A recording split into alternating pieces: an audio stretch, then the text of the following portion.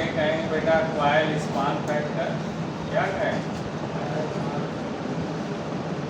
Coil span factor भी कहेंगे, अथवा इसे क्लोडिंग फैक्टर भी कहेंगे।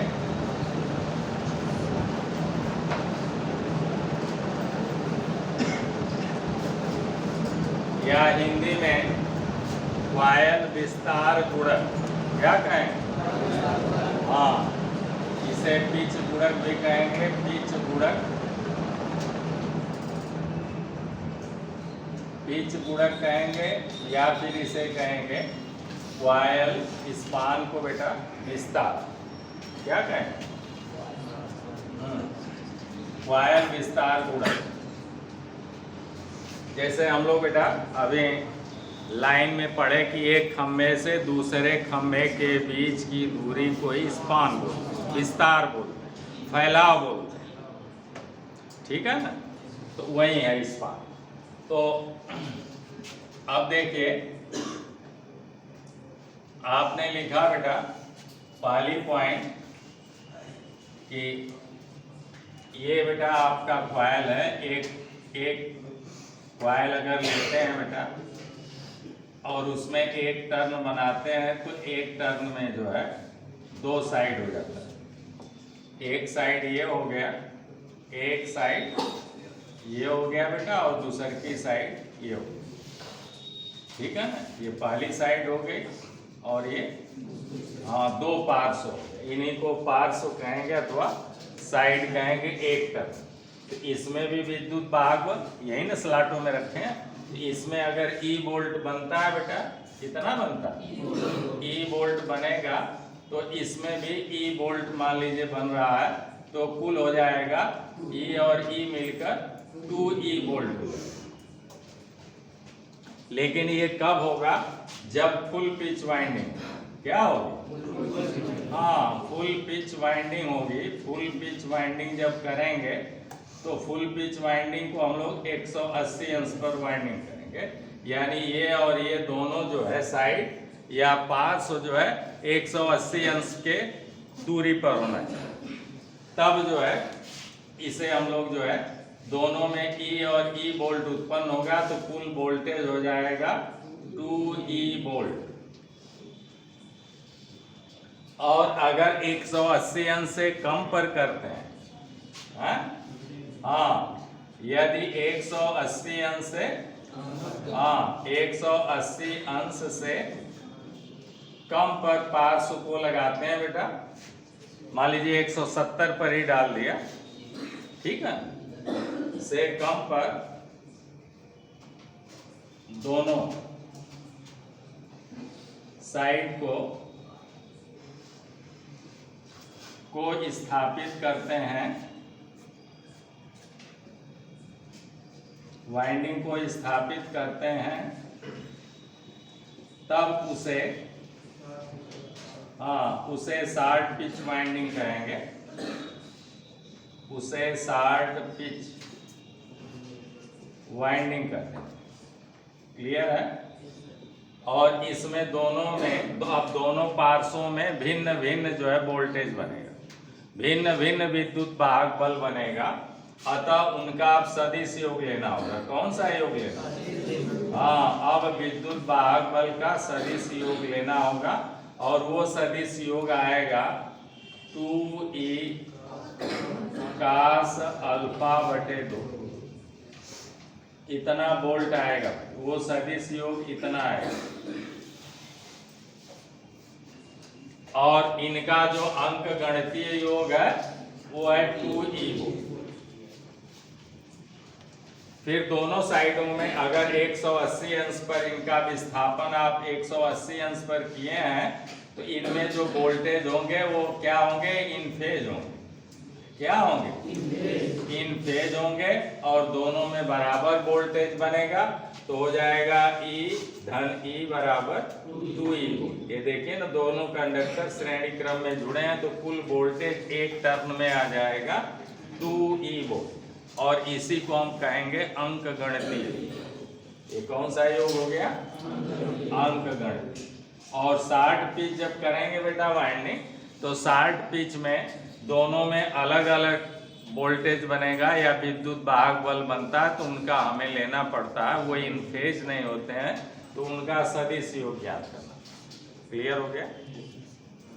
फिर इन्हीं के अनुपात को आपने पढ़ा कि पिच फैक्टर। पिच फैक्टर किसे कहते हैं?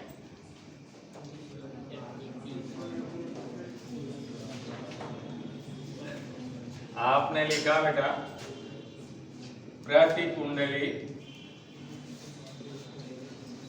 कुंडली बेटा प्रेरित विद्युत वाहक बल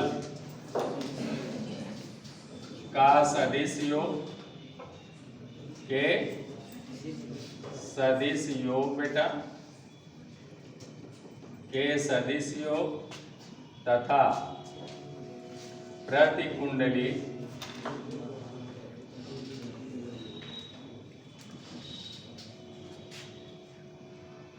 प्रेरित विद्युत वाहक बल बेटा या ईएमएफ का अंकगणितीय योग, अंकगणितीय योग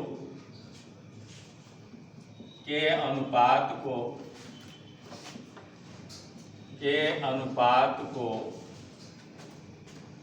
पिच गुणक कहते हैं।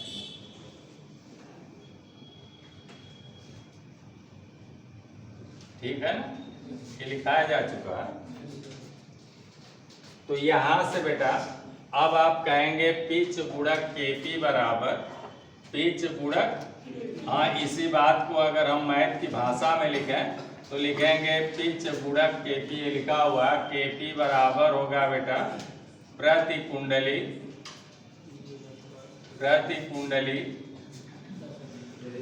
ईएमएफ का सदिश योग बेटा लिख लेंगे और बटे लिख लेंगे अंकगणितीय गणितीय योग बेटा, या प्रति कुंडली पूरा लिख लेंगे प्रति कुंडली ईएमएफ का अंकगणितीय।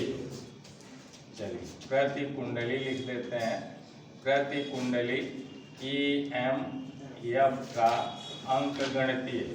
तो ये ईएमएफ है बेटा, ये भी वोल्ट में रहेगा और नीचे भी वोल्ट में रहेगा, दोनों कट जाएगा, इसलिए इसका कोई मात्रक नहीं है, केपी से व्यक्त करेंगे।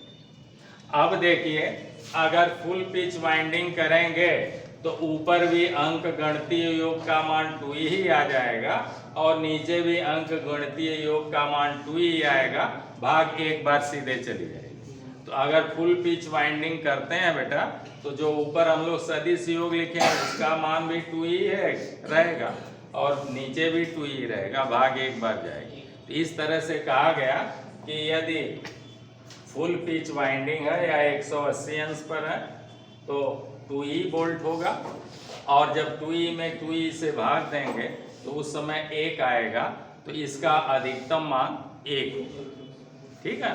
और शार्ट पिच के लिए हमेशा इसका मान 1 से कम होगा।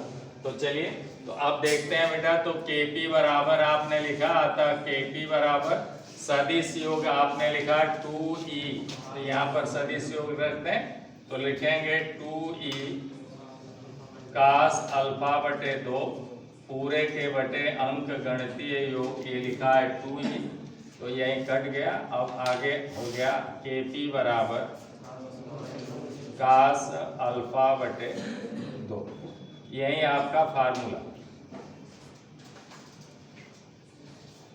ठीक है ना? अब जहां पर अल्फा क्या है बेटा, तो आपने कहा अल्फा जो है short pitch angle, short pitch angle है बेटा, और इसका मान अल्फा बराबर ज्ञात करेंगे बेटा शॉर्ट पिच स्लॉट नंबर बटे बेटा पोल पिच या फुल पिच, पोल पिच अथवा फुल पिच और गुणे 180 अंश से ज्ञात करें। ठीक, ये हो गया। अब पोल पिच क्या है, आगे आपने लिखा ये पॉइंट हो गई, ये पॉइंट हो गई। अब अगली पॉइंट आपने लिखा पोल पिच, ये नीचे लिखा पोल पिच। तो पोल पिच बराबर होगा बेटा कुल स्लॉटों की संख्या,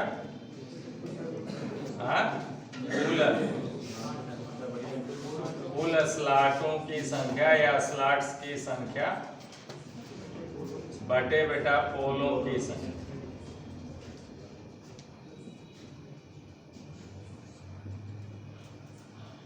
इसी को कहेंगे पोल पिच अथवा फुल पिच।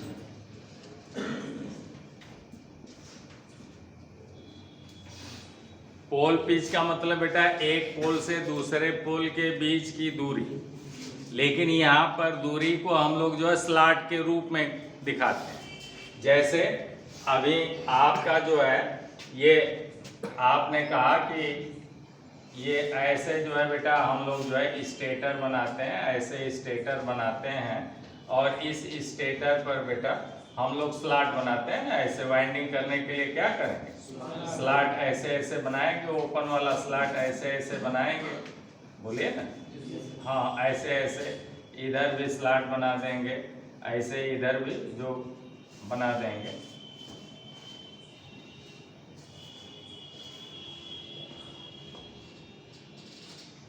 ये सिलिकॉन इस्पात का क्रोड हो गया बेटा, इसमें ऐसे ऐसे स्लॉट बना देंगे, ठीक है ना। और ये बॉडी जो है आपकी ऐसे जाएगी, तो ये स्लॉट भी जो है पूरे लंबाई में अंदर अंदर ऐसे ऐसे बने रहेंगे। अब इन्हीं में जो है हम लोग तार ऐसे डालेंगे अंदर से और फिर ऐसे ले जाके ऐसे निकालेंगे, तो ऐसे इस टाइप का बनता जाएगा। और जो है ये जो है चुंबक जो है बेटा धुर्रे पर रहेगा। तो ये चुंबक मान लीजिए कि आपने चाहे जो वाला आप साइलेंट वाला या नॉन साइलेंट वाला लगा दिए। तो अब देखिए जो है एक पोल जो है बेटा जितने स्लॉटों को कवर करेगा। अब मान लीजिए कि कुल जो है बेटा 40 स्लॉट, कितने स्लॉट? हाँ, तो यहाँ पर लिखेंगे बेटा पोल पिच ज्ञात करेंगे, तो कुल स्लॉट इसमें जो है आपके सिलिकॉन इस्पात के क्रोड में इनका मान 40 है और बटे पोलों की संख्या सिर्फ 2 है, तो बराबर 20 स्लॉट है। कितना है? हाँ, इसके माने मतलब कि एक पोल के हिस्से 20 स्लॉट पड़ता है। तो इसका पोल पिच हम लोग स्लॉट के रूप में व्यक्त करते हैं। यानी कुल 40 स्लॉट है बेटा, तो आधे स्लॉट को एक पोल कवर करेगा और आधे स्लॉट को दूसरा। इस तरह से हम लोग डिवाइड कर लेंगे। अगर ये 4 पोल का रहेगा, ये मान लीजिए 4 पोल का रहेगा, तो यहाँ 4 से भाग देंगे तो हाँ 10 आ जाएगा। तब एक पोल के हिस्से 10 स्लॉट पड़ रहे हैं, तो इसी को कहेंगे पोल पिच। अब दूरी मीटर में नहीं मापेंगे, बल्कि यहाँ पर स्लॉट के रूप में दूरी को व्यक्त करेंगे कि एक पोल कितने स्लॉटों को कवर कर रहा है। ठीक है, तो ये हो गया पोल पिच को ही कहेंगे फुल पिच। अब बेटा शॉर्ट पिच क्या है, तो लिखेंगे बेटा एक फार्मूला आपने लिखा शॉर्ट पिच बराबर ये फुल पिच या पोल पिच, तो उसी को पोल पिच अथवा full pitch minus winding pitch minus winding pitch या कॉइल पिच। जैसे आपका बेटा फुल पिच का मान आ रहा है 20 और आप 20 स्लॉट में न वाइंडिंग करके आपने 18 में किया, तो 2 स्लॉट आपने शॉर्ट कर दिया, वही हो गई शॉर्ट पिच वाइंडिंग। ठीक है ना। तो कै खाना अब आपके प्रश्न में दिया रहेगा कि भाई वाइंडिंग जो है वो 18 स्लॉट में है, उसका विस्तार 18 स्लॉट है, तो आप फुल पिच ऐसे ज्ञात कर लेंगे। पोल पिच कुल आपके दिया रहेगा कि जनरेटर में इतने स्लॉट हैं, इतने पोल हैं और वाइंडिंग जो है इतने स्लॉट में की गई है, तो वाइंडिंग पिच जो है बेटा वो जो है अगर 10 स्लॉट में की गई है तो यहाँ का मान 10 रखेंगे और फुल पिच का मान आपका जो है मान लीजिए कि 20 आया, तो 20 यहाँ रखेंगे, यही तो है, इसमें से घटा देंगे तो मालूम हो गया कि कितना शॉर्ट आपने किया है। तो 60 का मान 10 स्लॉट आ गया। अब अगर 18 में किए हैं तो ये 18 में किया गया तो ये 2 आ जाएगा, तो 2 स्लॉट आपने 60 किया। ठीक है। अब जब 2 स्लॉट 60 किया बेटा तो यहाँ पर अल्फा का मान ज्ञात करेंगे। यही लिखा गया है कि 60 पिच स्लॉट, तो 60 पिच स्लॉट आया 2 और बटे लिखेंगे पोल पिच, तो पोल पिच अथवा फुल पिच का मान है 20, तो बटे 20 गुणे 180 कर देंगे तो अल्फा का मान गया। क्लियर है। अब देखिए मान लीजिए कि बेटा 180 अंश पर जब आप करेंगे यहीं पर देखिए तो उसे कहेंगे फुल। क्या करें? फुल। यानी अगर बेटा मान लीजिए कि एक आपका ये वाला स्लॉट है, कौन वाला स्लॉट? ये वाला ले लेते हैं बेटा, ये वाला स्लॉट और ये वाला स्लॉट। तो ये देखिए ये और ये वाला स्लॉट करीब 180 अंश पर पड़ रहा है। कितने पर पड़ रहा है? ये हो गया, यही धुर्रा रहेगा, यही मध्य बिंदु रहेगा। यानी एक कंडक्टर बेटा आप इसमें डालें तो इसी का दूसरा सिरा है, माने ये वाला सिरा अगर आप इस स्लॉट में पिरो रहे हैं तो ये वाला सिरा जो है वो इस वाले स्लॉट में पिरो, तब तो आप कह रहे हैं कि 180 अंश दोनों पार्श्व या दोनों चालक आपस में कितने दूरी पर हो? 180 अंश पर हो, तो उसी को कहेंगे फुल पिच वाइंड। तो ऐसे जब रहेगा बेटा तो ये हो जाएगा फुल पिच वाइंड। कौन हो जाएगा? Full pitch winding. अब जो है आपने जो है बेटा ऐसे ना करके आपने इस कंडक्टर को या इस सिरे को आपने इसमें ना डाल के आपने इसमें डाल, तब क्या हुआ? अब इसमें ना डाल के आपने इसमें डाल दिया तो आपने एक स्लॉट शॉर्ट कर दिया, ई वाला स्लॉट आपने छोड़ दिया, एक स्लॉट आपने शॉर्ट कर दिया। ठीक। अगर इसमें डाल देंगे तो आप 2 स्लॉट शॉर्ट कर देंगे। अब जो ये शॉर्ट कर रहे हैं यही कोण आपका अल्फा। कई अंश आपने शॉर्ट कर दिया, जाना था ऐसे आपने डाला था ऐसे। ठीक है। अब इन्हीं का सदिश योग ज्ञात करें, यानी ये यहां से ऐसे मिलाएंगे और ये वाला योग ज्ञात करेंगे, यही होगा सदिश। अंक गणितीय योग तो ई बोल्ट और ई बोल्ट, लेकिन अब इनका मिलाकर जैसे है ना कि भाई हमने जो है बेटा ऐसे एफ न्यूटन का बल लगाया और फिर आगे भी जो है एफ न्यूटन का बल लगा तो कुल बराबर हो गया 2F न्यूटन। लेकिन अगर एक बल हम लोग ऐसे एफ न्यूटन का लगाते हैं और दूसर का क्षैतिज न लगा के इसी के डायरेक्शन में न लगा के अगर ऐसे 30 अंश 45 अंश के कोण पर एफ लगाते हैं तब ये 2F नहीं होगा। अब इनको जो है यहाँ से बेटा और यहाँ तक का जो है वो सदिश योग ये वाला ज्ञात करना पड़ेगा। अब मान लीजिए बेटा कि ये 5 न्यूटन है तो 1 सेंटीमीटर बराबर 1 न्यूटन, तो इसे 5 सेंटीमीटर खींचेंगे। और ये मान लीजिए 30 अंश पर है तो इसे भी 5 सेंटीमीटर का है, 5 न्यूटन का है तो 5 सेंटीमीटर ये भी लंबा खींचेंगे और फिर जो है इसे स्केल से मापेंगे। तो ये स्केल से जो है वो जितना आएगा बेटा वो फिर जो है जैसे सेंटीमीटर आएगा उतना न्यूटन हो जाएगा। अथवा इसे P मानेंगे, इसे Q मानेंगे तो लिखेंगे, और इसे R मानेंगे तो हम लोग लिखते हैं R स्क्वायर बराबर P square plus Q square plus 2PQ cos alpha से ज्ञात करते हैं। ठीक है ना। और नहीं तो ऐसे इसी को जो R आएगा ये वाला पोर्शन ही आपका सदिश योग कहलाए। क्या कहलाए? यही है सदिश योग। ऐसे तो डायरेक्ट हो गया, अब लेकिन ऐसे आप इसी डायरेक्शन में ना करके ऐसे कर दिया तो सदिश योग जो है इसका जो है ऐसे लिया जाएगा, तो वही यहाँ पर ये सदिश योग हो गए।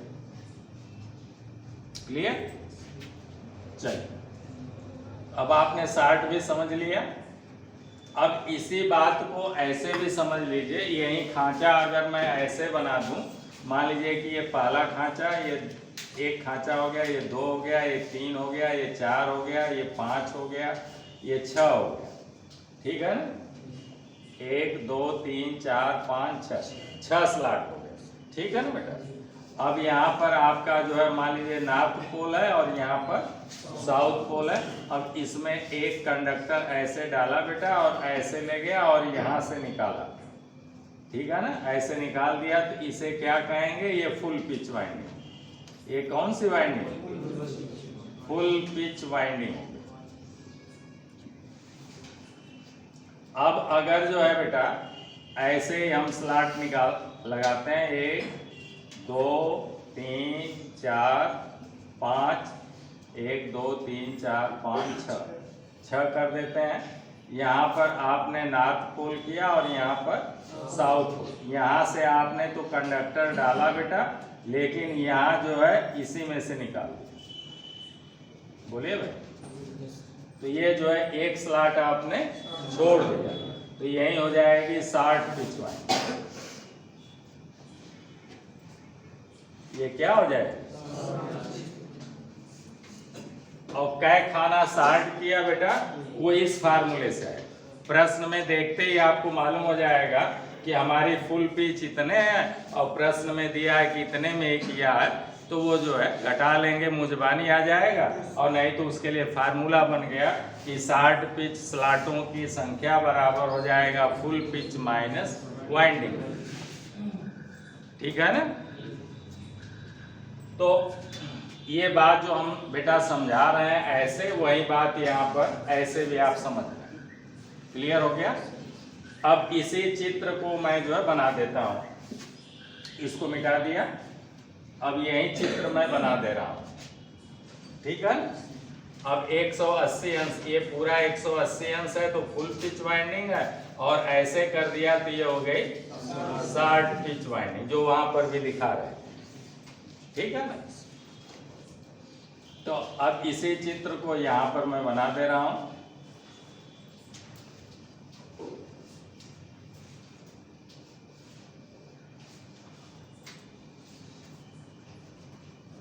ये बेटा ई बोल्ट हो गया, कितना हो गया, और ए भी ई बोल्ट हो गया, और ये कोण आपका हो गया अल्फा। अब इनका जो परिणामी होगा, अब एक चूंकि एक भुजा आपने इसमें डाला और एक जो है ये वाली साइड जो है आपने इस खांचे में डाल दिया है, तो ऐसे हम लोगों ने भी डाल दिया।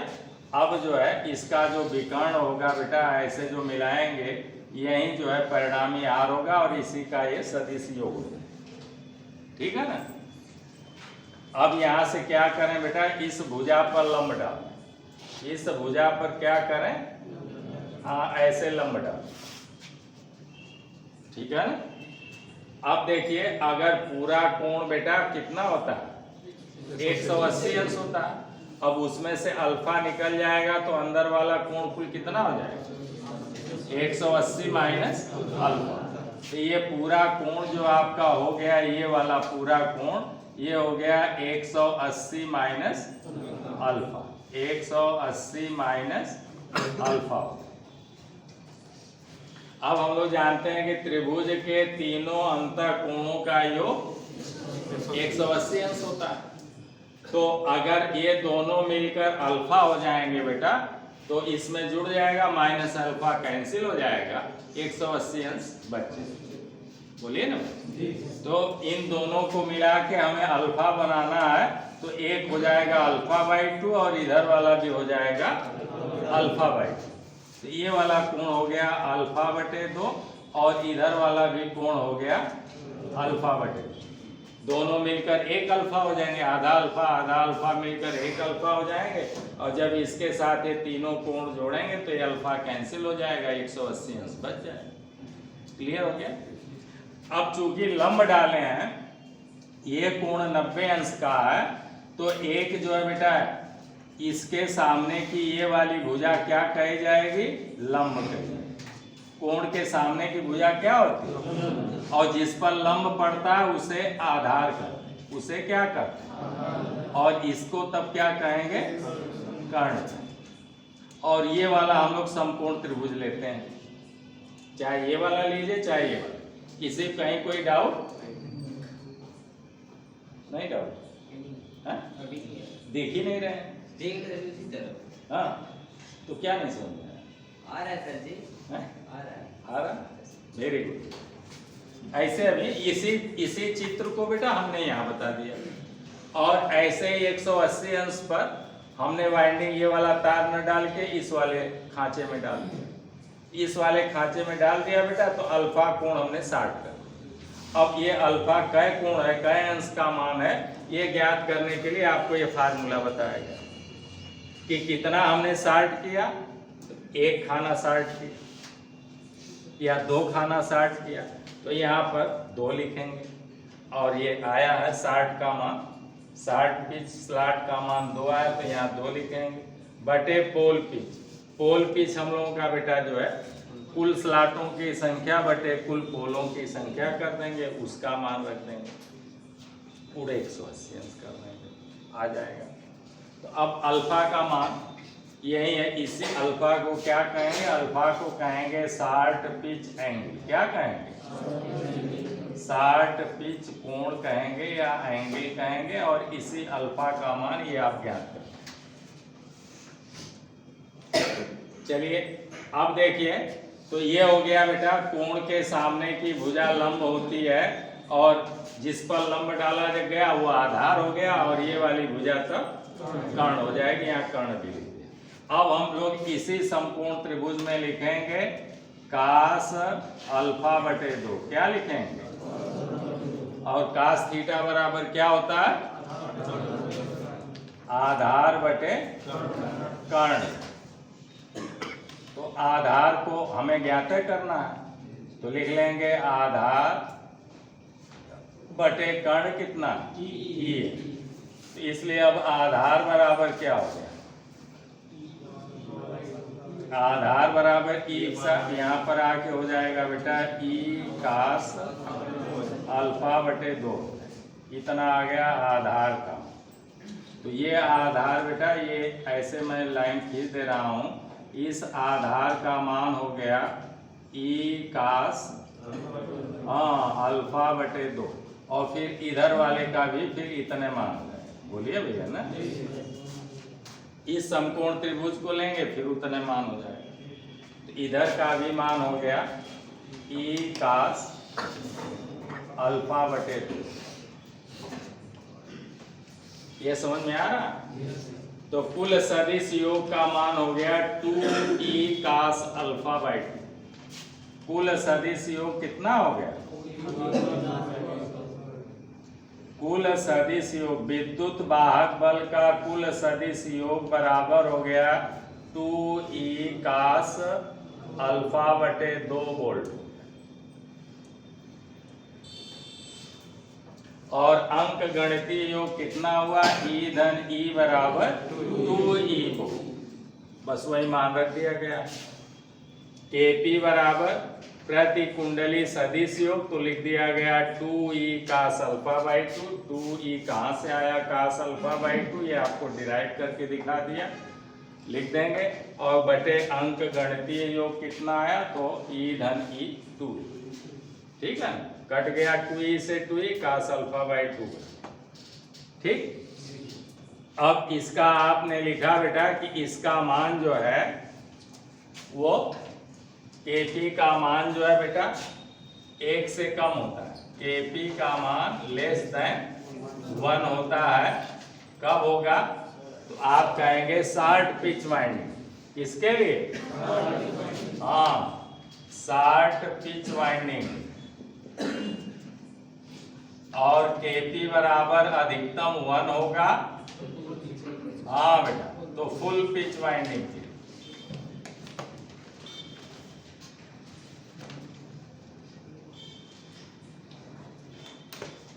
हमेशा जो है बेटा हम लोग 60 पिच वाइंडिंग अल्टरनेटर में करते हैं, इसलिए जो है Kp का मान सदैव 1 से कम आता है। लेकिन अगर आपसे पूछे कि भाई Kp का अधिकतम मान कितना हो सकता है, तो आप कहेंगे 1 होगा। पूछेगा कब हो सकता है, तो जब हमेशा फुल पिच वाइंडिंग करते रहेंगे बेटा, तो इसमें भी ई बोल्ट बनेगा और इसमें भी ई बोल्ट बनेगा, तो कुल टी 2e हो जाएगा, तो ऊपर भी 2e आ जाएगा और नीचे भी। अब सदिश योग ज्ञात नहीं करना पड़ेगा, तो 2e बटे 2e भाग एक बार चली जाएगी, कट गया, एक बार हो गया। इस तरह से आपको और कोई बात ना समझ में आए हो तो बताइए बेटा। अब जो है आगे आप जो है बेटा ऐसे ही और भी चीजें ज्ञात कर सकते हैं।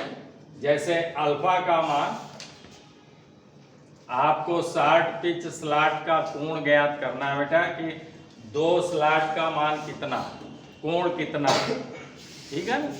ये फार्मूला कहाँ से बना ये भी मैं बता दे रहा हूँ। जैसे आपका कितना खाना स्लॉट, 2 स्लॉट, आपका 60, ठीक है ना, और फुल पिच कितना, 20 स्लॉट। 20 स्लॉट में अगर फुल पिच वाइंडिंग है तो उसी फुल पिच वाइंडिंग को ही हम लोग कहेंगे 180 अंश वाइंडिंग, क्या कहेंगे। और फुल पिच का मान अगर 20 स्लॉट है, इसका मतलब कि पहला कंडक्टर आप पहले स्लॉट में डाल रहे हैं, तो इधर वाला कंडक्टर 20वें स्लॉट में डालेंगे, तब उसका विस्तार 1 से 20 स्लॉट तक हो जाएगा और हम कहेंगे वो फुल पिच वाइंडिंग। बोलिए ना भाई। अभी आपने बेटा फुल पिच अथवा पोल पिच का मान 20 स्लॉट ज्ञात किया। इसके माने मतलब कि पहला कंडक्टर अगर इस स्लॉट में आप डाल रहे हैं तो इधर वाला कंडक्टर किस वाले स्लॉट में पड़ेगा, 20वें स्लॉट में। तो यानी आपको मालूम हो गया कि 20 स्लॉट का मान जो है 180 अंश है। कितना, तो यही लिखेंगे कि 20 फुल पिच वाइंडिंग यानी 20 स्लॉट का मान कितना है, 180 अंश है। इसलिए एक स्लॉट का मान कितना होगा, तो 180 बटा 20 होगा। इसलिए 2 स्लॉट 60, तो 2 स्लॉट का मान कितना होगा, तो बराबर आ जाएगा बेटा 180 बटे 20 गुणे 2।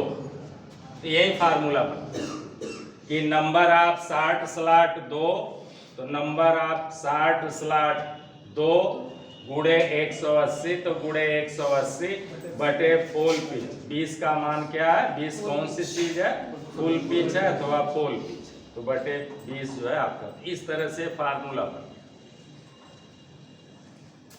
बोलिए भाई। अब कोई बात ना समझ आए तो फिर से बताइए, समझा दें, और नहीं तो आप कहिए कि वहाँ जाने की जरूरत नहीं है, यहीं से हम ही से पढ़ लें, है कि नहीं। अगर आपके समझ में आ गए तो आज की क्लास यहीं समाप्त करते हैं और फिर अगले वीडियो में मिलते हैं। तब तक के लिए आप लोगों को ढेर सारी मंगलमय शुभकामनाएं। धन्यवाद।